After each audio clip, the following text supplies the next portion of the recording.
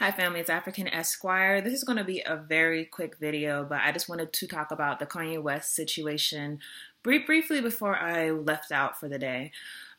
So as many of you know, Kanye West came out and said that slavery was a choice. And this is the same person that at one time said that Bush doesn't love black people, the one that did College Dropout. And a lot of people are wondering, how do you go from being that person who was so militant, talking about black issues and talking about wanting to help black people, and then just probably like 10 years later, you are basically wearing a Make America Great Again hat. You're talking about slavery was a choice. You're saying things that go completely contrary to the previous person.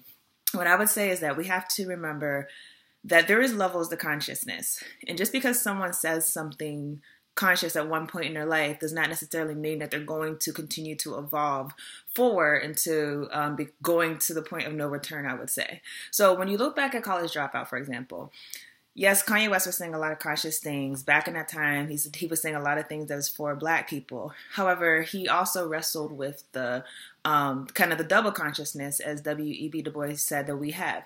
And that is the consciousness of you kind of want to be accepted by American society. Now, it's natural to go through those different parts of consciousness where you're wrestling with those two sides.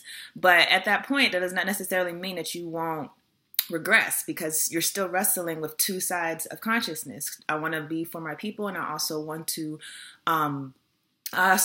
appeal to this society that really is a white supremacist society.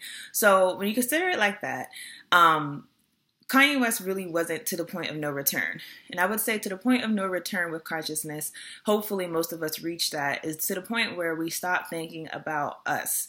We could completely cut us out, and it becomes more about a collective.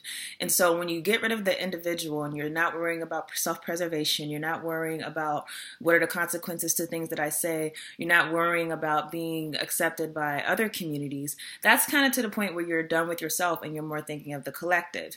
And so I would say, just to say that don't necessarily think just because someone says something conscious that they are at a certain level of consciousness that would say that this is who they're always going to be.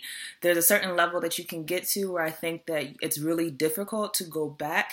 I don't think Kanye West was there. I think he was someone who was raised by a mother who was a Black Panther, or she was in the civil rights movement, one or the other. And having been raised with that, he had a lot of convictions about the state of black people. And if you hear him talk, he still has some of those convictions. However, he was not a total revolutionary in that he was willing to put himself aside for his people. So I just wanted to say that very briefly and add that to this conversation, to keep in mind that this does not mean that once someone supports us at one point does not necessarily mean that they're going to be our fighter forever. So that's all I have, and I will see you all in another video.